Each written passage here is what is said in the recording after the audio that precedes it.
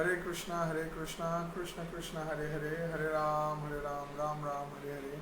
हरे कृष्णा कृष्ण कृष्ण हरे हरे, हरे राम राम राम हरे हरे। हरे कृष्णा कृष्ण कृष्ण हरे हरे, हरे राम राम हरे हरे। हरे Krishna. Simply launch शास्त्र with Krishna Gaurdas में आप सभी को स्वागत है। आज जैसे कि आप सभी जानते हैं, बहुत ही पवित्र दिन, मंगलमय दिन अक्षय तृतीया है। तो इस अक्षय तृतीया के शुभ घड़ी में आज हम अक्षय तृतीया के महत्व के बारे में आप सभी को वर्णन करने का थोड़ा प्रयास करेंगे। हालांकि आज के इस पवित्र दिन में बहुत सारे श्रेष्ठ सभी भगवान के लीलाएं हुए हैं, इसका महत्व बहुत ज़्यादा है, लेकिन हम इसको जितना संक्षिप्त रूप में बताया जा सकता है उस बारे में प्रयास करेंगे। तो चलिए इसका प्रारंभ करते हैं, जानते हैं आज के इस पवित्र अक्षय तृतीया के इस क्षण में अक्षय तृतीया के महत्व के बारे में। तो शुरुआत करते हैं मंगलाचरण से। ओम अज्ञानतिमिरान्धस्य ज्ञानाञ्जनः शलाकया चक्षुरुन्मीलितं येन तस्मै श्रीगुरवे नमः। श्रीचैतन्यमनोभीष्टं स्थापितं येन भूतले स्वयं रूपः कदा मह्यं ददाति पदान्तिकम्। वन्देऽहं श्रीगुरो श्रीयूतपदकमलं श्रीगुरून् वैष्णवांश्च श्रीरूपं साग्रजातं सहगणरघुनाथान्वितं त्वं स्वजीवं स्वादयित स्वावधूतं परिजनसहितं श्रीकृष्णचैतन्यदेवं श्रीराधाकृष्णपादान् सहगण ललिता श्रीविशाखान्वितांश्च। हे कृष्ण करुणा सिन्धो दीनबन्धु जगत्पते गोपेशु गोपिकान्त्य राधाकान्त नमोस्तुते। तप्त कांचन गौरांगे श्रीराधे वृंदावनेश्वरी वृषभानुसुते देवी प्रणमामि हरिप्रिये। श्रीनीलांचल निवासाय नित्याय परमात्मने बलभद्र सुभद्राभ्यं जगन्नाथाय ते नमः। आनंदमय लीला विग्रहाय हेमांग दिव्य छवि सुंदराय तस्मै श्री महाप्रेम रसप्रदाय चैतन्य चंद्राय नमो नमस्ते। श्री नित्यानंद नमस्तोभ्यं प्रेमानंद प्रदायिने करो कल्मषनाशाय श्री जाह्नवापतये नमः। जय श्री वृंदावनं गुरुं कृष्ण कमललोचनं वल्लवी वल्लभं देवं श्रीराधालिंगित विग्रहं। नमो नलिननेत्राय वेणुवाद्य विनोदिने राधाधर सुधापाणि शालिने वनमालिने। जय श्री कृष्ण चैतन्य प्रभु नित्यानंद श्री अद्वैत गदाधर शिवासादि गौर भक्त वृंदा। हरे कृष्णा कृष्णा कृष्णा हरे हरे, हरे राम राम राम हरे हरे। ओम नमो भगवते वासुदेवाय, ओम नमो भगवते वासुदेवाय, ओम नमो भगवते वासुदेवाय। नारायणं नमस्कृत्यं नरं चैव नरोत्तमं देवीं सरस्वतीं व्यासं ततो जयमुदीरयेत्। नष्टप्रायेषु भद्रेषु नित्यं भागवत सेवया भगवती उत्तमं श्लोके भक्तिर्भवति नैष्ठकी। कृष्णाय वासुदेवाय देवकी नंदनाय च नंदगोपकुमाराय गोविन्दाय नमो नमः। नमो विष्णुपादाय कृष्णपृष्ठाय भूतले। जय हरे कृष्ण। तो सभी को स्वागत है सिंपली लॉन्च शास्त्र विद कृष्ण गौरदास में। तो आज के इस पवित्र अक्षय तृतीया के इस शुभ दिन में हम इस अक्षय तृतीया के महत्व के बारे में आप लोगों को कुछ बताएंगे, जिसके बारे में शास्त्र में विभिन्न जगहों में वर्णन है कि बहुत सारे ऑस्पिशियस कार्य आज ही के दिन को हुए थे, इस अक्षय तृतीया के दिन में, जिसके कारण इस अक्षय तृतीया को बहुत ज़्यादा ही महत्व दिया गया है और इस अक्षय तृतीया को बहुत ही पूर्ण पवित्र दिन के रूप से माना जाता है। अब अक्षय तृतीया एक कहाँ से आया, कैसे आया और इसका अर्थ क्या होता है, चलिए जानते हैं।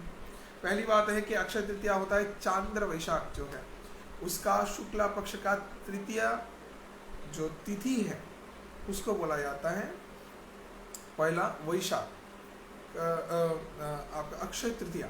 तो वैशाख महीना आता है, तो वैशाख का जो चांद्र जो सूर्य और चंद्र के अनुसार कैलकुलेशन होता है, तो उसमें जो चांद्र मास आता है उसका शुक्ल पक्ष है, उसका तृतीय तिथि जो है उसी को ही आज का शुभ दिन अक्षय तृतीया के रूप से माना जाता है। अभी अक्षय तृतीया इसका विशेष अर्थ है। अक्षय अर्थात ऐसा कोई कार्य आप करें जो कभी भी क्षय ना हो, अक्षय होके, मतलब वो कभी भी खंडित नहीं होगा, वो उस रूप से रह जाएगा और उसका फल एकदम फिक्स्ड होके रह जाएगा, वो नष्ट नहीं होगा, अक्षय। और तृतीया तिथि में ये हो रहा है, इसीलिए अक्षय तृतीया है। तो बताया गया है कि जो भी कार्य आज की इस अक्षय तृतीया के पवित्र समय में कोई व्यक्ति करता है तो वो श्रेय प्राप्त नहीं होता, श्रेय प्राप्त नहीं होता, अर्थात उसका क्षय नहीं होता है, वो नष्ट नहीं होता है, वो फिक्स्ड होके रह जाता है। तो सोचिए कितना खास दिन है, कितना पवित्र दिन है कि जिस दिन को आप जो भी कार्य करेंगे उसका फल कभी भी नष्ट नहीं होगा, वो निश्चित रूप से रह जाएगा। अब बाकी साधारण दिन में हम लोग जैसे कार्य करते हैं वो सभी कार्य, अगर कोई अच्छा पुण्य कर्म किए तो कुछ क्षण तक रह सकता है, उसके बाद बहुत ज़्यादा पाप करेंगे तो पाप का मात्रा बढ़ जाएगा और वो पुण्य भी नष्ट हो जाए।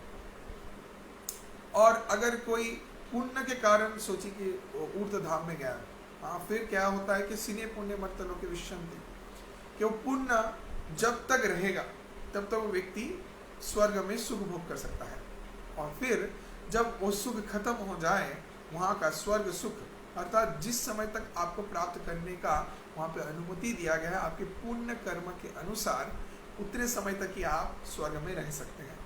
और उसके बाद आपको फिर से मर्तलोक के विषंति, फिर से इस जरलोक में चले आना पड़ेगा, यहाँ पे आके जन्म मृत्यु जरा व्याधि दुख दोषानुदर्शन इसको भोग करना पड़ेगा। लेकिन बताया गया है कि पूरे समय में सिर्फ एक ऑस्पिशियस डे है, एक ऐसा ही पूर्ण पवित्र दिन है जिस दिन को आप जो भी कार्य करेंगे वो अक्षय होके रह जाएगा। अभी जो भी कार्य बताया गया है इसको अच्छे से समझिए। जो भी कार्य, जैसे कि पुण्य और पाप दोनों ही अक्षय होकर रह जाएंगे। हियर इज द कंडीशन, मतलब अगर आज के इस दिन में आप कुछ अच्छा पूर्ण पवित्र कार्य करते हैं तो वो कार्य फिक्स्ड होके रह जाएगा, अक्षय होके रह जाएगा। और अगर आज के दिन आप कोई बुरा कार्य करते हैं तो निश्चित रूप से ही वो बुरा कार्य का फल भी अक्षय होके ही रह जाएगा, वो भी फिक्स्ड होके रहेगा।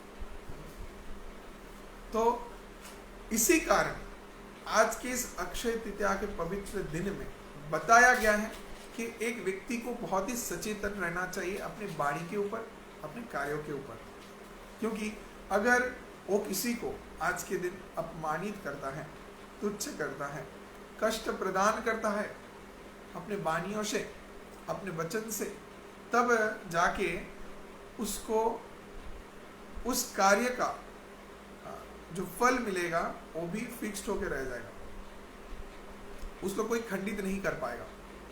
तो ऐसे होके वो रहेगा और उसको बहुत ही बुरा उस कर्म का फल प्राप्त करना पड़ेगा। और अगर कोई व्यक्ति आज ही के दिन अपने सुमधुर वाणी से लोगों को अनुप्राणित करता है, उनके जीवन में कुछ अच्छा करता है और सर्वोपरि अच्छे अच्छे कार्य को आज के दिन करता है जो कि समाज के मंगल के लिए, लोगों के मंगल के लिए, सर्वोपरि इस जगत के मंगल हेतु कार्य करता है, तो निश्चित रूप से जो कार्य करेगा वो अक्षय होके रह जाएगा, उसको कोई नष्ट नहीं कर पाएगा। तो अभी हमारे हाथ में है आज के इस दिन को हम लोग कैसे यूटिलाइज करें। अगर अच्छे कोई कार्य करेंगे तो उसका फल अच्छा मिलेगा और वो निश्चित रूप से ही अक्षय होकर रह जाएगा, और कोई बुरा कार्य करेंगे तो उसका भी फल हमको मिलेगा और वो भी अक्षय होकर रह जाएगा। तो हमको बहुत ही सचेतन रहना है इस अक्षय तृतीया के दिन में।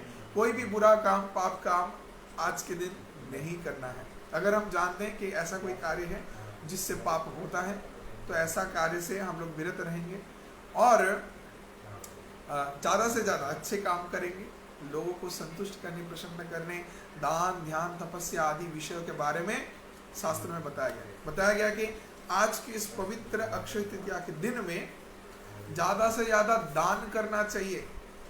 किसको? ब्राह्मण को, वैष्णवों को। और बोला गया है तपस्या करना चाहिए, अच्छे अच्छे तपस्याएं करना चाहिए, व्रत करना चाहिए और ध्यान करना चाहिए। किसका? परम ब्रह्म भगवान का, परम ब्रह्म परमेश्वर भगवान श्री कृष्ण का, भगवान विष्णु का आराधना करना चाहिए, जिसके माध्यम से व्यक्ति उस परम शांति को प्राप्त करेगा, उसका परम कल्याण साधन होगा और जो कार्य कर रहा है उसका फल अक्षय होकर रह जाएगा। तो ये है अक्षय तृतीया का एक महत्व जो शास्त्र में बताया गया। अब सिर्फ एक जगह ही इसके बारे में नहीं बताया गया। अक्षय तृतीया इतना ऑस्पिशियस है, इतना पूर्ण पवित्र है कि इसके बारे में और भी विभिन्न जगहों में, विभिन्न विषयों में इसका उल्लेख किया गया है कि कैसे ये अक्षय तृतीया सर्वोत्तम श्रेष्ठ है। तो चलिए इस अक्षय तृतीया के बारे में और भी विस्तारित कुछ विषयों के बारे में जानते हैं।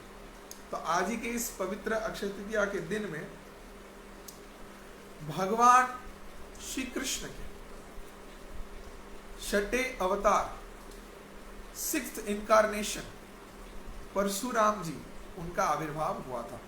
हम लोग जैसे जानते हैं जाबाद अग्नि जो उनके पिता थे और भगवान परशुराम का जो आविर्भाव हुआ था वो क्षत्रियों को निधन करने आए थे और समाज से दुराचार को हटाने आए थे। और जहाँ पे क्षत्रियों के वेश में आए थे उनके पास हाथ में एक कुठार था जिससे एक के बाद एक सबके सर धड़ से अलग करते थे और हाथ काटते थे। पापी दुराचारी व्यक्ति को नाश किए इस धराधाम से, धराधाम को मुक्त किए भगवान। तो भगवान का रूप बहुत ही उग्र था, उनका कार्य भी बहुत उग्र था। भगवान परशुराम बहुत ही क्रोधित रहते थे, लेकिन क्षत्रियों के उस धर्म को, उस योद्धा वीरत्व को प्रदर्शित किए। कभी हमारे समाज में भी जब दुराचार बहुत ज़्यादा मात्रा में बढ़ जाता है तो कैसे इस दुराचार को रोकें। उस समय अगर आप बहुत ज़्यादा नर्म हो गए तब भी नहीं चलेगा, तब आपको अस्त्र लेके सामने उतरना पड़ेगा। उस रण क्षेत्र में जाके धर्म को प्रतिष्ठा करना पड़ेगा, अधर्म को नाश करना पड़ेगा, जिसके कारण ही भगवान इस परशुराम रूप से आएगी। तो भगवान परशुराम का आविर्भाव माना जाता है इस अक्षय तृतीया के दिन में हुआ था। उसके बाद बताया गया है कि राजा भगीरथ जो कि बहुत तपस्या किए थे, हम लोग जैसे जानते हैं भगीरथ तपस्या जिसको बहुत ही कठिन माना जाता है, जिससे वो गंगा जी को लाए थे, जिसके कारण गंगा जी का भी नाम आया भागीरथी। तो भगीरथ जी बहुत कठिन प्रयास किए, एक के बाद एक कठिन से कठिन प्रयास करते रहे कि कैसे गंगा जी को वो इस धराधाम में लेके आए। तो बीच में बहुत सारे ऐसी अवस्था आए जहाँ पे गंगा जी रुक गई, फिर बहुत सारे बाधाएं आए, फिर जाह्नू मुनि का आश्रम आया जहाँ पे जाह्नू मुनि तपस्या कर रहे थे, गंगा जी पूरा प्रवाहित हो गई और इस रूप से प्रभावित हुई कि पूरा आश्रम को नष्ट कर दिया और जाह्नू मुनि बहुत क्रोधित हो गए, संपूर्ण गंगा जी को पान कर ली थी।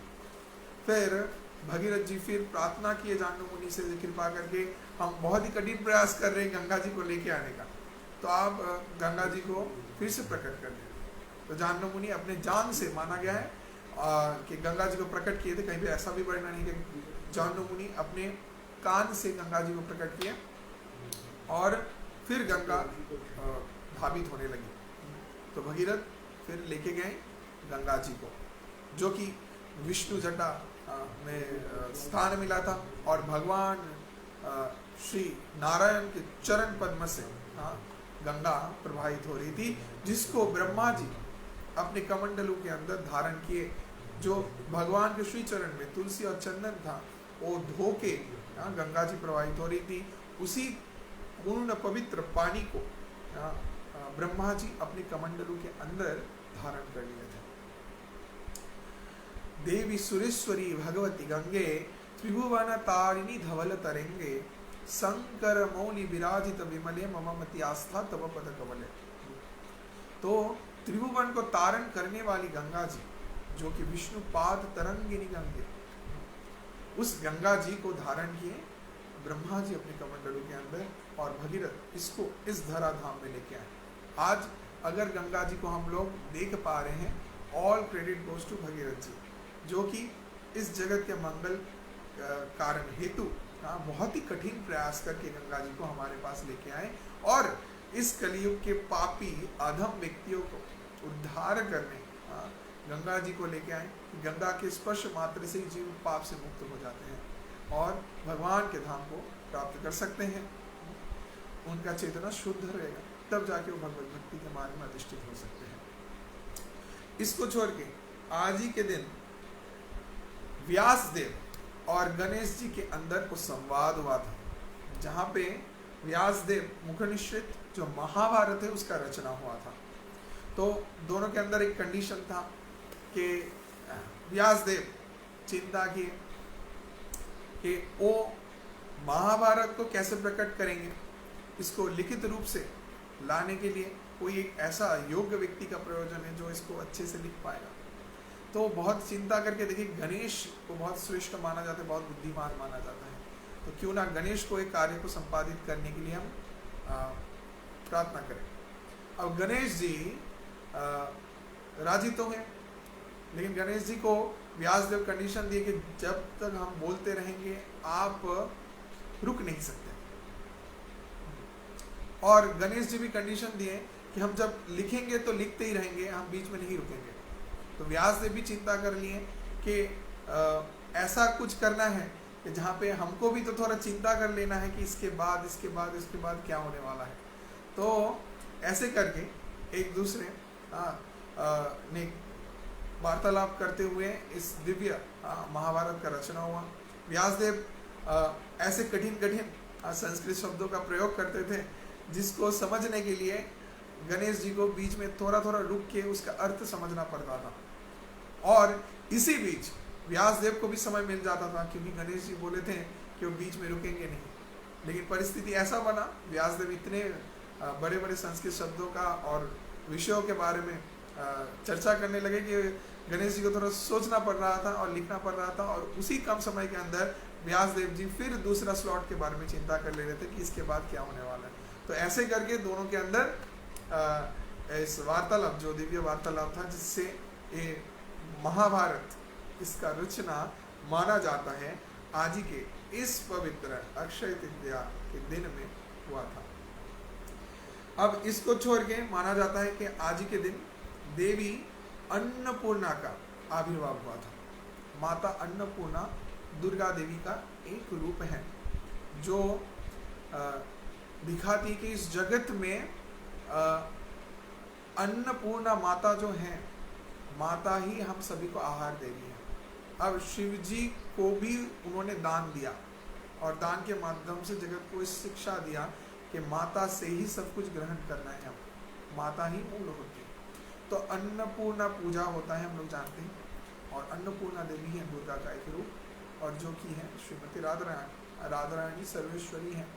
उन्हीं की कृपा से ये दुनिया, ये जगत संचालित हो रहा है, और हम सभी को अपने प्रयोजन हेतु सभी प्रकार के वस्तुएं मिल रहे हैं। तो अन्नपूर्णा देवी का आज के दिन प्राकट्य माना जाता है। और इसको छोड़ के बताया जाए कि सत्ययुग का अंतिम और त्रेता युग का सूचना हुआ था आज के दिन से। जैसे हम लोग जानते हैं चतुर्युग होता है, सत्य, त्रेता, द्वापर, कली, 4 युग है। इसको बोलते हैं चतुर्युग। ब्रह्मा के हिसाब अनुसार इसको बोलते हैं एक कल्प। तो इस चतुर्युग में एक सत्ययुग से जाके त्रेता का शुरुआत हुआ था, और उसका भी सूचना माना जाता है अक्षय तृतीया के दिन से। तो वो भी अक्षय तृतीया का दिन ही था जिसमें ऐसा इसका परिवर्तन हुआ था, और माना जाता है ऐसे समय में ही इसका परिवर्तन होता है। हालांकि हम लोग अभी कलयुग में हैं तो उस हिसाब में हम लोग नहीं जा सकते, लेकिन एक अक्षय तृतीया की इसी तिथि के समय सत्ययुग से त्रेता युग का प्रारंभ हुआ, सत्य समाप्त हुआ, त्रेता का शुरुआत हुआ, उसको माना जाता है सुवर, मतलब एक युग से दूसरे युग का प्रारंभ। ठीक है, तो इसको ऐसा बताया गया। अब इसको छोड़ के बताया गया है कि आज ही के दिन कुबेर जी तपस्या किया, बहुत तपस्या किए जा रहे थे, भगवान शिव प्रसन्न हुए। हम लोग जानते हैं कुबेर जी कौन है, अभी के समय में तो सभी जानते हैं कि कुबेर कौन है। कुबेर है जो कि ट्रेजरी देखते हैं, ट्रेजरी हेड। तो जिनको ये दायित्व मिला है वो भगवान के ऊपर के लोक में वहाँ पे ट्रेजरी डिपार्टमेंट देखते हैं, अर्थात जहाँ पे जो मूल धन संपत्ति आदि सब कुछ रहता है उसका मालिक के रूप से वो सब कुछ देखते हैं। हालांकि वो मालिक नहीं है, उनको जो कुछ भी मिल रहा है वो भगवान श्री कृष्ण की कृपा से, मूल सरकार भगवान श्री कृष्ण है, और उनके अधीन रह के, तत्वावधान में रह के इस सेवा कार्य को कर रहे हैं कुबेर जी। तो कुबेर धन का रक्षा करते हैं, धन संपत्ति को देखते हैं, धन संपत्ति के देवता माने जाते हैं। तो उसी कुबेर ने अपने इष्ट भगवान, उनके इष्ट भगवान हैं शिव जी, तो शिव जी का बहुत तपस्या किया, और तपस्या से शिव जी संतुष्ट होके वर प्रदान किए थे आज ही के इस पवित्र अक्षय तृतीया के दिन में कि हे कुबेर, तुमको परम ऐश्वर्य मिलेगा, अतुल संपत्ति मिलेगा, और इसके तुम मालिक बनोगे। तो भगवान शिव के कृपा से, भगवान कृष्ण की अनुमति हेतु इस वर को प्राप्त किए थे कुबेर जी आज ही के इस पवित्र अक्षय तृतीया की तिथि में। इसके बाद से कुबेर जी धन कुबेर बन गए, जिनके पास अपरिमित मात्रा में धन संपत्तियां हैं, और विशाल, जिनसे देवता लोग लोन लेते हैं, इतना धन संपत्ति है कुबेर जी के पास, और कुबेर जी सभी को सब कुछ प्रदान करते हैं, ऐसा माना। तो लक्ष्मी के जैसे धन, अखिल संपत्ति, सौभाग्य को प्राप्त करने का वर मिला था कुबेर जी, और इसीलिए आज के दिन वो पूजा भी किया जाता है, कुबेर लक्ष्मी पूजा भी होता है। फिर बताया गया है आज ही के दिन बहुत ही खास दिन है। आज के दिन भगवान के अन्नतम प्रिय सखा सुदामा जी, हम लोग नाम सुने हैं, हम लोग जानते हैं, कृष्ण सुदामा एक साथ पढ़ाई किए थे अवंती धाम गुरु के गुरुकुल में। और गुरु कौन थे? गुरु थे संदीपनी मुनि। तो वो गुरुकुल आज भी आप जाके दर्शन कर सकते हैं उज्जैन में, अवंती धाम में। तो जो बचपन के सखा थे कृष्ण के, सुदामा, तो सुदामा आज ही के दिन द्वारका में जो कृष्ण के साथ लीला संपादित कर रहे थे, तो वहाँ पे उन्होंने जो चिड़वा, सूखा चिड़वा लेके गए थे, वो थोड़ा सा सामान्य मात्रा में, हालांकि वो भी लेके नहीं जा रहे थे, उनकी स्त्री जोर जबरदस्ती करके एक पोटली में बांध के सुदामा के सहित भेज दी द्वारका में, कि द्वारका में जाके तुम कृष्ण को ये दे। तो हालांकि कृष्ण अधीर अपेक्षा में थे कि सुदामा आए हैं तो सुदामा जरूर मेरे लिए कुछ ना कुछ लाया है। तो बहुत ही भगवान तृष्णार्त थे सुदामा के हृदय से उस प्रेम को पान करने के लिए, जिसके कारण भगवान ने वो लीला किया। और भगवान आज ही के दिन, इस पवित्र अक्षय तृतीया के दिन माना जाता है कि सुदामा के कमर में जो पोटली बंधा हुआ था उसको छीन लिए हाथ से, और फिर उससे जो सूखा चिड़वा था तो उसको आज ग्रहण किए। तो अरे द्वारपालों का नहीं, यहाँ से कह दो, दर पे सुदामा गरीब आ गए, ना सर पे है पगड़ी ना तन में है जामा, बोलो कन्हैया से नाम है सुदामा। तो इतना ही मेरा परिचय दो, ज्यादा कुछ बोलने का जरूरत नहीं है। कृष्ण अगर हृदय से हमको प्रेम करते हैं तो हमारे इस परिचय से ही कृष्ण दौड़ के आएंगे, और हम जानते हैं मेरा मित्र हमको उतना ही प्रेम करता है।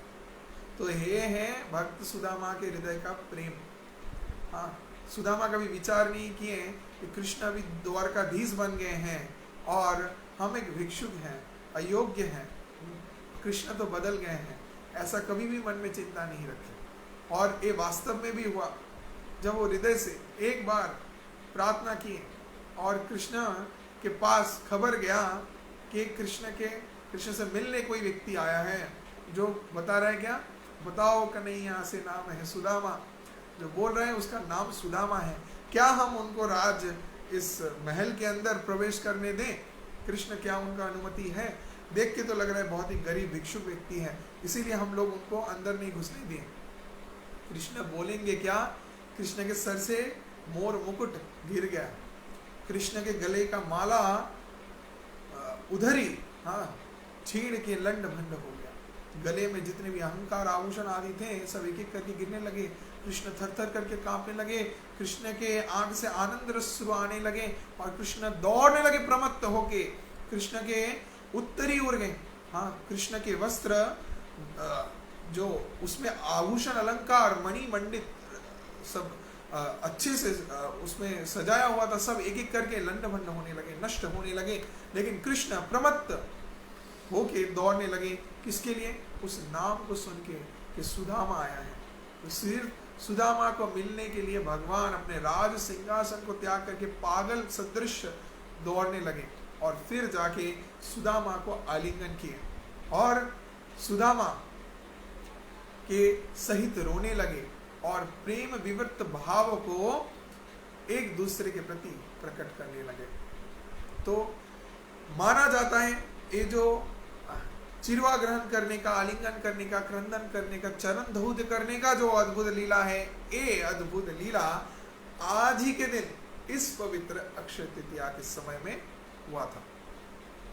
और फिर बताया गया है कि द्रौपदी का वस्त्र हरण, इसके बारे में हमने सुना है। तो द्रौपदी का जो वस्त्र हरण है वो आज ही के दिन हुआ था और परम ब्रह्म भगवान श्री कृष्ण उन्होंने रक्षा किया और भक्तवत्सल के रूप में। तो भगवान प्रतिष्ठा किए कि जैसे दुष्ट दुर्शासन भरी सभा में द्रौपदी का वस्त्र हरण करके उनके मान को नष्ट करने का प्रयास किए, तो भक्तवत्सल भगवान को जब दो हाथ उठा के हे केशव हे माधव बोल के द्रौपदी प्रार्थना की, तत्क्षणात भगवान द्रौपदी को वस्त्र प्रदान करने लगे। और ये वस्त्र ऐसे अनंत इतना विस्तारित था कि एक तरफ से वस्त्र को खोलने का प्रयास कर रहे थे दुष्ट व्यक्ति वर्ग, और यहाँ पे द्रौपदी का वस्त्र को भगवान प्रदान किए जा रहे थे आशीर्वाद कृपा के माध्यम से। ये भी एक अद्भुत लीला है। कहीं पे एक समय द्रौपदी कृष्ण के सहित उपस्थित थी राजमहल में। अब कृष्ण कोई कार्य कर रहे थे, इतने में कृष्ण का उंगली में थोड़ा कट गया और उनसे बहुत खून निकल रहा था।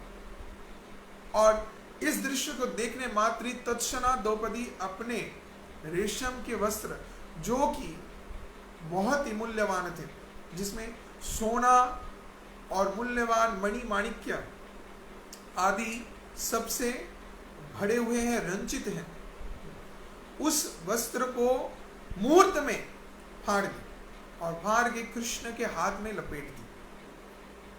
तो कृष्ण बोले, अरे इतने मूल्यवान वस्त्र तुम्हारे साड़ी को तुम ऐसे काट के हमारे हाथ में बांध दिया सिर्फ रक्त को रोकने के लिए। लेकिन द्रौपदी बोली, हे प्रभु मेरे लिए आप ही सर्व कुछ है, आपका सेवा ही मेरे लिए सर्वोत्तम है, सर्वोपरि है। इस जगत के बाकी सब मूल्यवान वस्तु तो तुच्छ है। तो एक चेतना को, इस भाव को देख के भगवान श्री कृष्ण बहुत ही प्रसन्न हुए थे। तो कृष्ण तभी बताए थे कि ऐसा भी एक समय आएगा जहां पे तुमने आज जो अच्छा काम किया है, तुमने आज जो किया, तुम्हारे हृदय में जो मेरे लिए भाव को तुमने प्रकट किया, एक निर्दिष्ट काल आएगा जब इसका फल तुमको मिलेगा। और वही फल भगवान श्री कृष्ण प्रदान किए थे। भगवान रक्षा किए, क्या किए? भगवान अनंत वस्त्र को प्रदान किए। जब द्रौपदी का वस्त्र हरण हो रहा था राजसभा में, तो उस समय भगवान आशीर्वाद कृपा किए, जिससे द्रौपदी का वस्त्र आते रहा और उनका जो अंग का लज्जा है उसको भगवान रक्षा की, कि वो सबके सामने प्रदर्शित नहीं हुआ और उनका मान पुण्य नहीं हुआ। तो ऐसे ही भगवान भक्त वत्सल है। हम लोग अगर थोड़ा भी भगवान के लिए कुछ करते हैं, निश्चित रूप से भगवान हम लोगों को और भी ज्यादा कृपा करेंगे। बताया गया है स्वल्पमपि अस्य धर्मस्य त्रायते महतो भयात्। हम लोग अगर थोड़ा भी भगवान के भगवत भक्ति करते हैं, भगवान उससे हमको महाभय से हमको मुक्ति देते हैं, रक्षा करते हैं। तो इसीलिए हम लोग को प्रयास करना चाहिए सदा सर्वदा भगवान के संतुष्टि हेतु सेवा करने का, वैष्णवों की संतुष्टि हेतु सेवा करने का। हम लोग अगर थोड़ा भी करते हैं, भगवान इतने कृपामय हैं, इतने भक्तवत्सल हैं कि भगवान क्या करेंगे? भगवान संपूर्ण रूप से रक्षा करेंगे। और जितना हम भगवान के लिए देंगे, भगवान उसके अधिक से भी अधिक प्रदान करेंगे, जो कि इस द्रौपदी के वस्त्रहरण लीला से हम लोग जान सकते हैं। द्रौपदी अपने साड़ी के पल्लू के छोटा सा अंश को काटी थी, जो कि बहुत मूल्यवान था, काट के कृष्ण के हाथ में लपेट दिया। कृष्ण वो छोटे से वस्त्र के बदले अनंत वस्त्र को प्रदान किए। तो हम लोग अगर थोड़ा भी भगवान के लिए, वैष्णव के लिए दान करते हैं, तो भगवान अनंत काल तक अनंत श्रेष्ठतम विषय को हमारे जीवन में प्रदान करते हैं। हालांकि अगर हम लोग अयोग्य हैं, उस चीज को प्राप्त करने के योग्य भी नहीं है, फिर भी भगवान उस चीज को हम सभी को प्रदान करते हैं। तो चलिए इसके बाद जानते हैं और क्या है कि बताया गया है कि आज ही के दिन जो 4 धाम है, केदारनाथ, बद्रीनाथ, गंगोत्री, यमुनोत्री, तो ये 4 जो पवित्र स्थली है जिसके यात्रा करने में सब जाते हैं, तो वहां पे एक अक्षय दीप को जलाया जाता है। जब वो बंद रहता है, उस समय उस दिया को जला के बंद कर दिया जाता है। तो वो जो दिया है वो पूरा 6 महीने वहां पे जलता रहता है, और जो द्वार है मंदिरों का वो बंद रहता है, क्योंकि वहां पे इतना बर्फबारी, इतना ठंड होता है कि उस समय दर्शन संपूर्ण रूप से बंद रहता है। उसको इसी समय खोला जाता है, और खोलने से वो अक्षय दीप अभी भी प्रज्वलित अवस्था में दिखने को मिलते हैं। एक आश्चर्य है जिसको देखने लोग जाते हैं और उसकी कृपा को प्राप्त करने जाते हैं। तो गंगोत्री, यमुनोत्री और केदारनाथ, बद्रीनाथ, ये 4 धाम में आज के दिन में बहुत ही शुभ घड़ी माना जाता है और अक्षय दीप को देखा जाता है। माना जाता है ये भी कि जो जगन्नाथ नीलाचलपुरी धाम है, श्री जगन्नाथ भगवान की, तो इस नीलाचल जगन्नाथपुरी धाम का जो सर्वोत्तम श्रेष्ठ उत्सव है वो है रथ यात्रा महामहोत्सव। तो इस रथ यात्रा का जो प्रारंभ है, सूचना है, उसका कार्य आज से ही शुरू हो जाता है, और जो रथ है, रथ का भी निर्माण कार्य आज से शुरू होता है। तो इसीलिए आज का दिन भी बहुत पवित्र रहता है, अक्षय तृतीया, क्योंकि भगवान जिस रथ पे चढ़ेंगे उस रथ का कार्य सूचना आज के दिन से हो रहा है। तो जिसके कारण ये दिन शुभ हो रहा है। ऐसा नहीं कि अक्षय तृतीया ही शुभ है, जिस दिन को सोच विचार करके इस कार्य को किया जा रहा है। भगवान के कार्य हो रहे हैं जिसके लिए अक्षय तृतीया तिथि भी शुभ हो जाते हैं।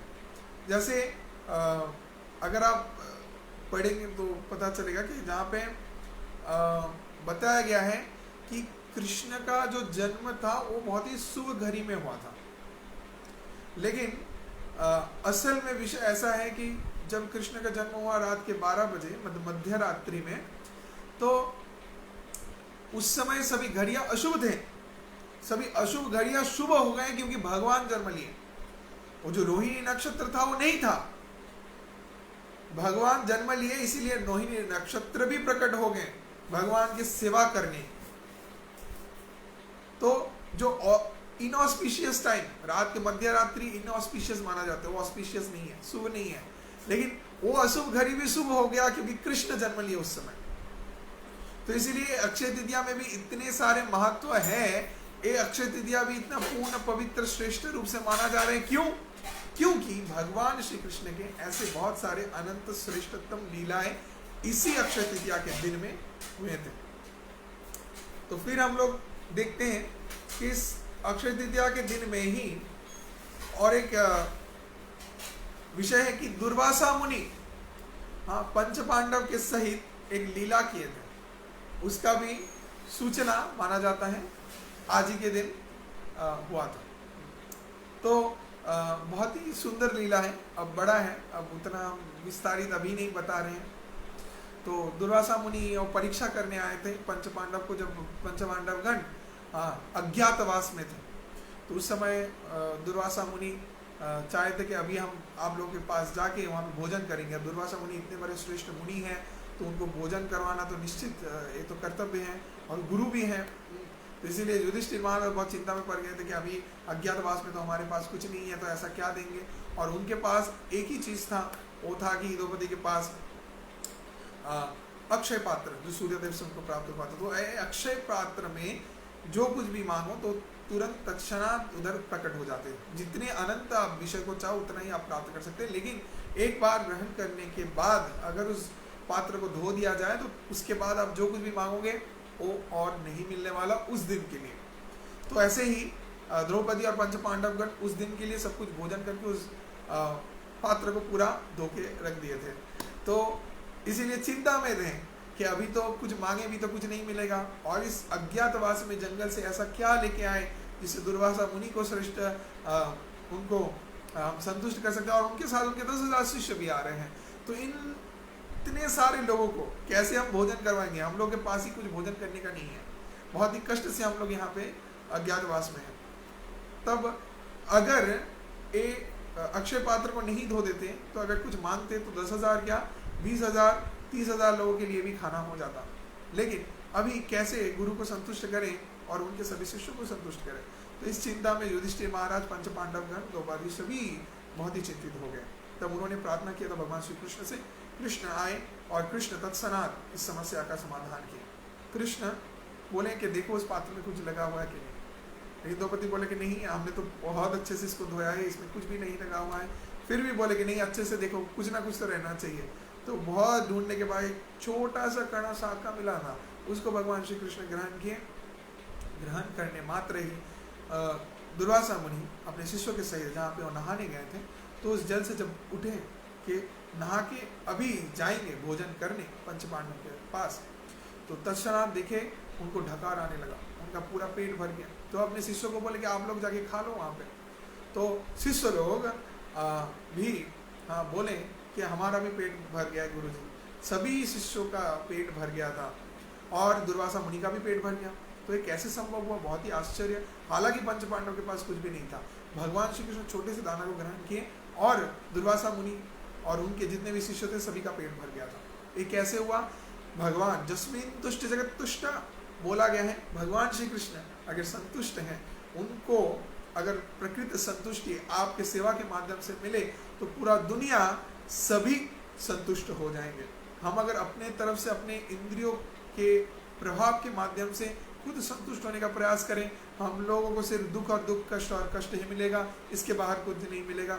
लेकिन अगर हम भगवान की संतुष्टि हेतु कार्य को करेंगे तो भगवान की कृपा से निश्चित रूप से हमको प्रसन्नता हृदय में मिलेगा। हम प्रसन्न रहेंगे, खुश रहेंगे सदा सर्वदा, ये जरूरी है।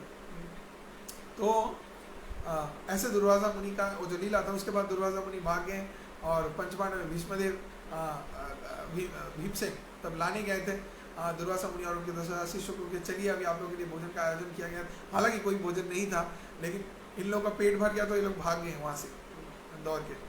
तो ये लीला भी आज के दिन माना जाता है कि अक्षय तृतीया के शुभ दिन में ये लीला भी हुआ था दुर्वासा मुनि और पंचपांडव की सेवा।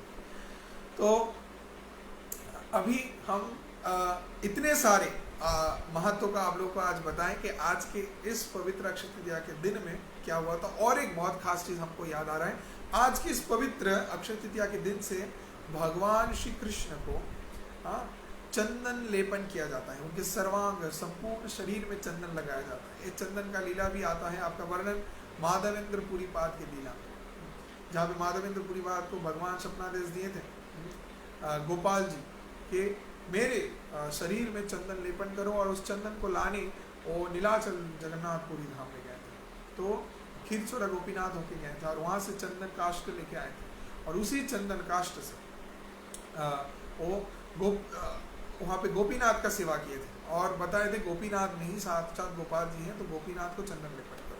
तो उस रीति अनुसार आज के अक्षय तृतीया के दिन से इस चंदन यात्रा महामहोत्सव का सूचना होता है। आज के दिन से भगवान को चंदन बांट के उसके चंदन पल्प से पूरा शरीर को सजाया जाता है, क्योंकि इस ग्रीष्म ऋतु में, इस गर्मी के समय में भगवान के शरीर में बहुत गर्म लगता है, तो उनको शीतल ठंडा रखने के लिए उनके सर्वांग में चंदन लगाया जाता है। तो ये चंदन यात्रा महोत्सव आज के दिन को लेके पूरे 21 दिन तक चलेगा। तो ये उत्सव आज से प्रारंभ होता है। तो चलिए बहुत सारे महत्व को हम बताएं आज के इस शुभ दिन का। एक छोटा सा कहानी बता के आज के इस कथा को विराम देंगे। एक समय था कि एक ब्राह्मण अपने ब्राह्मण पत्नी के सहित बहुत अच्छे एक स्थान में वास करता था, लेकिन वो ब्राह्मण अच्छा इंसान नहीं था, बहुत ही दुराचारी था, धर्म कर्म का कोई कार्य नहीं करता था। लेकिन स्त्री बहुत ही धार्मिक थी, स्त्री बहुत प्रकार के व्रत को पालन करती थी, दान ध्यान आदि अच्छे कर्मों को करती थी। लेकिन ये जो ब्राह्मण था बहुत ही दुराचारी था, अधार्मिक था, और जो कि शास्त्र को पढ़ना तो दूर की बात, कभी भी अपनी तरफ से प्रयास भी नहीं करता था पूजा पाठ आदि पवित्र कर्मों को करने का। लेकिन वो एक ब्राह्मण था, तो ब्राह्मण होके भी अपने स्वधर्म को पालन नहीं करता था, ऐसा दुराचारी व्यक्ति था। लेकिन उस ब्राह्मण की स्त्री वो बहुत ही पतिव्रता सती नारी थी, और वो धार्मिक थी, धर्म कर्म के कार्य को करती थी। अभी ऐसा हुआ कि एक समय उस ब्राह्मण के घर पे कुछ भिक्षुक वर्ग आया। तो उस ब्राह्मण से प्रार्थना किया कि हम बहुत ही क्षुधार्त हैं, हमको कुछ खाने के लिए दीजिए। लेकिन वो दुराचारी पाषंडी ब्राह्मण उस भिक्षुक व्यक्ति को निंदा किया और उसको अपमानित करके उस स्थान से निकाल दिया। अब वो भिक्षुक रोते रहा, रोते रोते चले जा रहा था। इतने में वो ब्राह्मण, दुराचारी ब्राह्मण की पत्नी उस घर से निकल आई, और जो कि बहुत ही सदाचारी थी और सती थी, धार्मिक धर्मपरायणा थी। तो उन्होंने क्या किया, उन्होंने उस समय उस भिखारी को रोका और बोला कि आइए आप मेरे घर में बैठिए, मेरा पति ऐसा है, वो ऐसे दुष्कर्म करता है, ऐसे लोगों से बात करता है और कोई धर्म कर्म नहीं करता, तो उसके लिए हम आपसे क्षमा चाहते हैं, तो कृपा पूर्वक आप बैठिए, आपके लिए हम सब कुछ प्रदान करेंगे। तो तब वो ब्राह्मण पत्नी घर से पानी और अच्छे अच्छे अन्न व्यंजन आदि सब उस भिखारी को प्रदान किया, और वो भिक्षुक व्यक्ति उसको खा के बहुत ही प्रसन्न हुआ और अपने हृदय से भगवान से प्रार्थना किया कि इनके पास सदा सर्वदा भगवान का आशीर्वाद रहे, और भगवान की कृपा से धन धान्य पूर्ण हो गए। और वो दुर्मति वाले जो ब्राह्मण थे उसका भी सुमति हुआ। वो कब हुआ उसके बारे में बहुत अद्भुत वर्णन है कि ऐसे करते करते कालक्रम में ऐसा कठिन अवस्था आया कि ब्राह्मण रोगग्रस्त हो गया, और फिर उसका मृत्यु का समय आया। तो मृत्यु का जब समय आया तो ब्राह्मण देख रहे उसको लेने, दुष्ट ब्राह्मण देख रहा है उसको लेने यमदूत गण आए। तो यमदूत उसको पकड़ के लेके गए। तो बोला कि हमको आप लोग क्यों पकड़ रहे हैं, हम तो ब्राह्मण हैं। बोले तुम ब्राह्मण हो लेकिन तुम सभी अधर्म को किए हो, तुम धार्मिक नहीं थे, तुम पूजा पाठ नहीं करते थे, तुमने लोगों को कष्ट दिया, लोगों को अपमानित किया, तो तुम ये जो भी कार्य को किए हो इसके कर्मफल अनुसार तुमको नरक में जाना पड़ेगा। और नरक में यमराज के पास लेके गए, तो यमराज बोले ये तो ब्राह्मण है, तो ये तो स्वधर्म अच्छा कर्म करता है, तो इसको क्यों यहाँ पे लेके आए। तो तब यमदूत और चित्रगुप्त बताने लगे कि ब्राह्मण तो है लेकिन ये कोई सत्कर्म अच्छा कर्म नहीं किया, जिसके कारण इसको इस नरक में नरक यंत्रणा भोग करना पड़ेगा। लेकिन यमराज बोले कि देखो इसकी पत्नी जो आज अक्षय तृतीया के इस पूर्ण पवित्र तिथि में एक भिक्षुक को खिलाई दान की, तो इससे उसको भी कृपा मिल गया, अर्थात जो ये ब्राह्मण है इस ब्राह्मण को भी कृपा मिल गया, तो इस कारण इस ब्राह्मण को नरक यंत्रणा नहीं मिलेगा।